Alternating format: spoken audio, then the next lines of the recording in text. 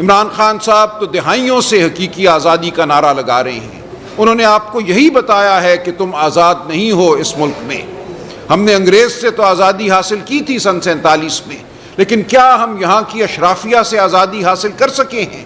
کیا یہاں کے وہ بالادست طبقے جنہوں نے ہمیں، ہمارے بچوں کو دبائے رکھا ہے، وہ ہمارے اسکول ہوں، ہمارے ہسپتال ہوں، ان کی حالت جو ہے وہ ہمارے سامنے ہے.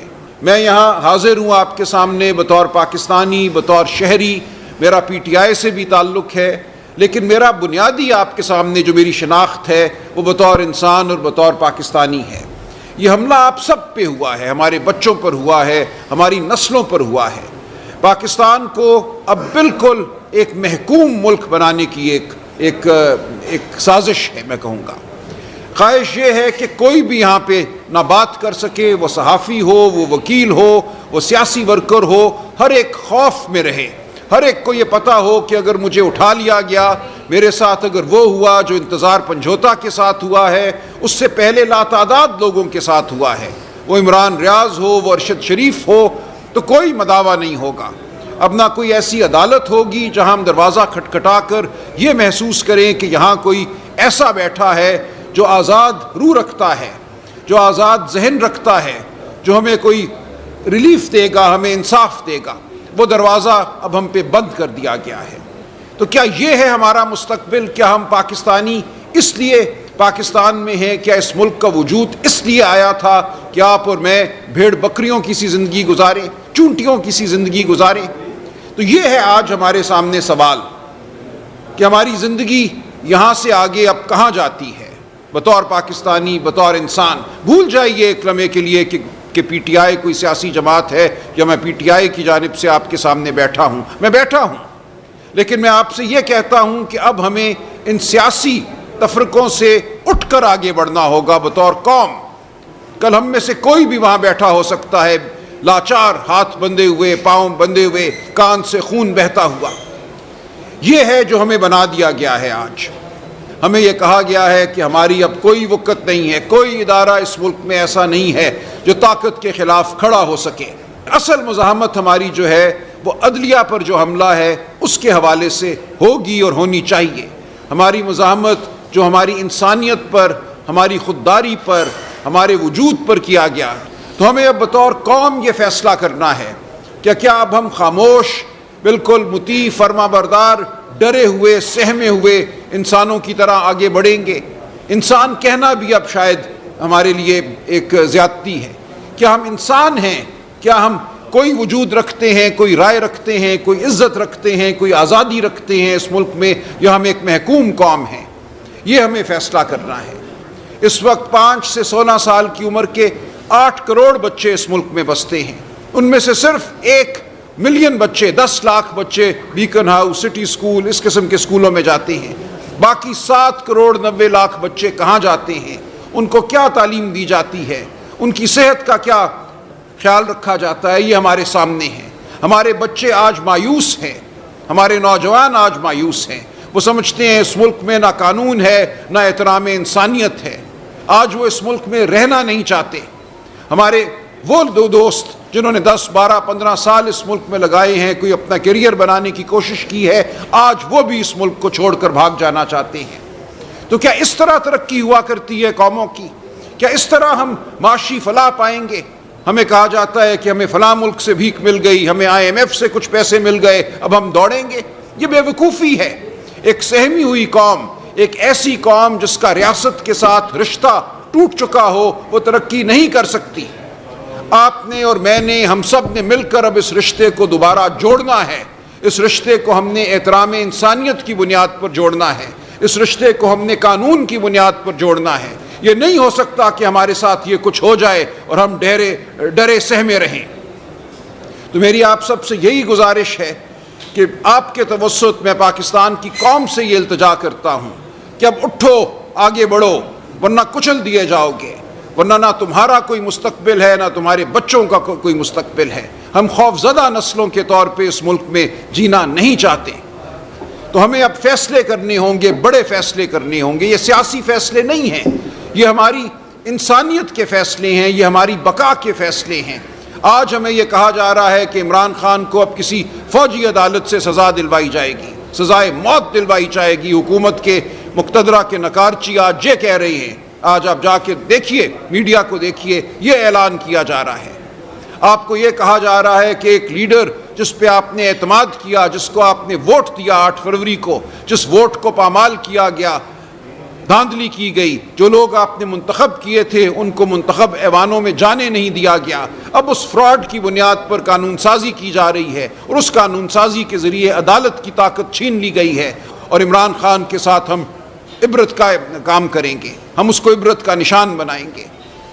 تو یہ ہے ہمارے سامنے اب صورتحال جس کا ہم نے، آپ نے، میں نے، ہم سب نے جواب دینا ہے کہ ہم اپنے آپ کو اسی طرح عبرت کا نشان بننے دیں گے؟ کیا ہم ان لوگوں کو جنہوں نے ہمارے لیے آواز بلند کی ہے عبرت کا نشان بننے دیں گے؟ کیا ہمارے ہاتھ میں کوئی ایسی طاقت ہے، وہ ایمان کی طاقت ہو، وہ خودداری کی طاقت ہو، جس کو لے کر ہم اٹھ کھڑے ہو سکتے ہیں اور ہم کہہ سکتے ہیں کہ ہم یہ نہیں ہونے دیں گے؟ آپ کو، مجھے، ہم سب کو اب یہ سوال اپنے آپ سے کرنا ہے، اور اس کے جواب کے نتیجے میں ہی میں کہتا ہوں اس ملک کی تقدیر جو ہے وہ مرتب ہوگی۔ اگر ہم ڈر گئے، سہم گئے تو اس ملک میں تاریکی ہی تاریکی ہوگی، ظلم ہی ظلم ہوگا۔ لیکن اگر ہم کھڑے ہو گئے تو ہم آج بھی اس ملک میں شرافت کا، قانون کا بول بالا کر سکتے ہیں۔ تو میرا آپ سے صرف یہی سوال بھی ہے اور یہی استدعا بھی ہے، کھڑے ہوئیے، اپنے آپ کو اس طرح کچلنے نہ دیجیے ان طاقتوں کو جو آپ کو کچلنا چاہتی ہیں۔ لیکن ابھی تک میں نے وہ نہیں دیکھا اس عوام کی طرف سے، اس قوم کی طرف سے وہ جذبہ، مجھے یقین ہے وہ جذبہ موجود ہے۔ 8 فروری کو جس طرح ووٹ ڈالا اس قوم نے، اس نے اس جذبے کا اظہار کیا۔ ووٹ ڈالنا ایک آئینی فریضہ تھا، ایک شرافت کا تقاضا تھا۔ ہمیں اب اس کو آگے لے کر بڑھنا ہے۔ سڑکیں ہماری منتظر ہیں، اس قوم کی منتظر ہیں، صرف ان سیاسی ورکرز کی نہیں جن کو ہم بسوں میں، ویگنوں میں بٹھا کر لاتے ہیں۔ پوری قوم کو باہر نکلنا ہوگا۔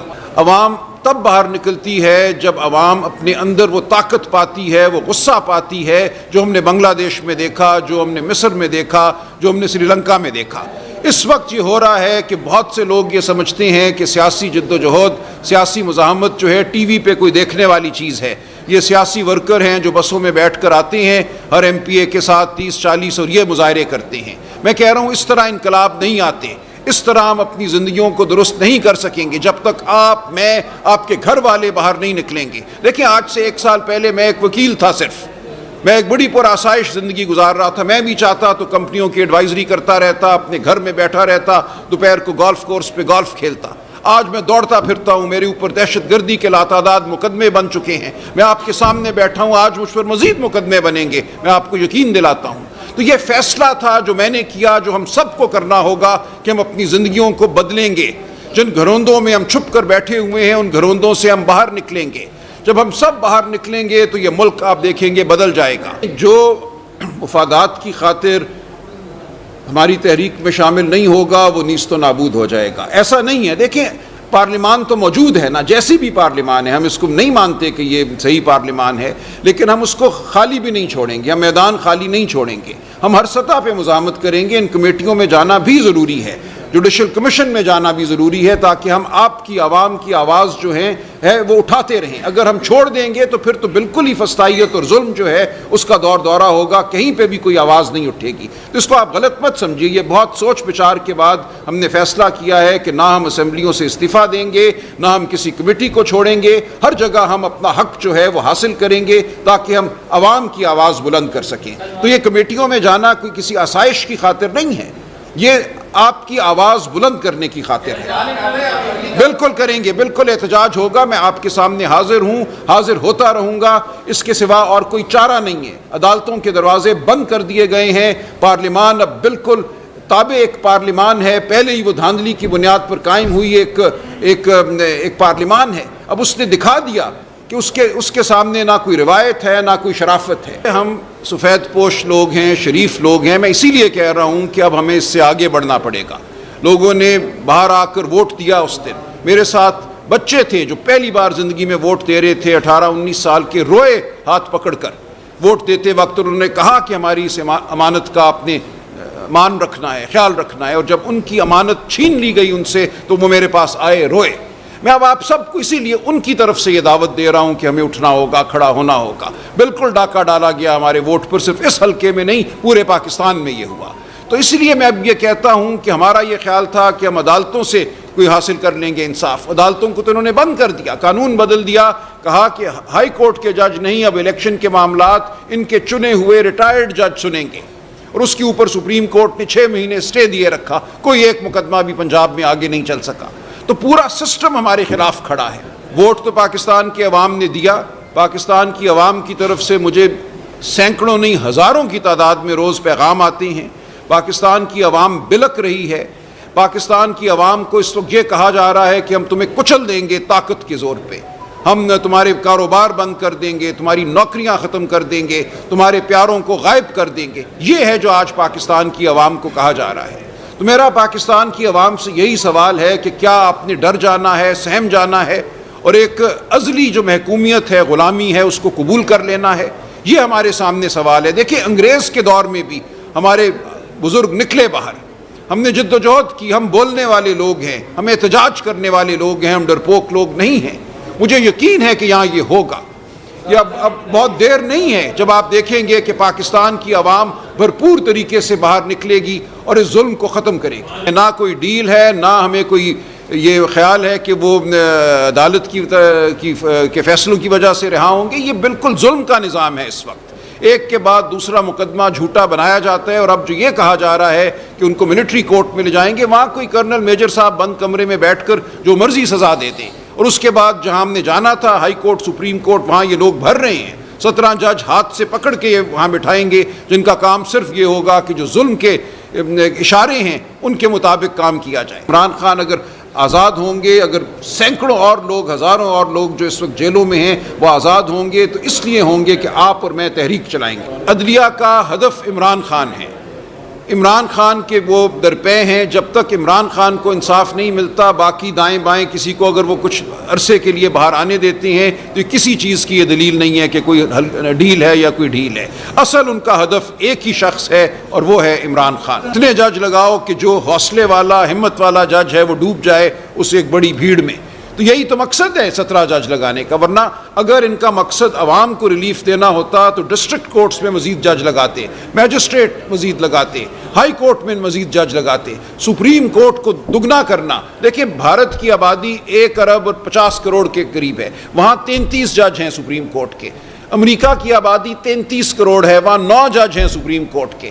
ہمارے ایک ہی دن میں 17 سے 34 کرنے کا مقصد اس کے سوا کچھ بھی نہیں کہ جو آزاد منش جج ہیں ان کو غیر اہم کر دیا جائے سپریم کورٹ۔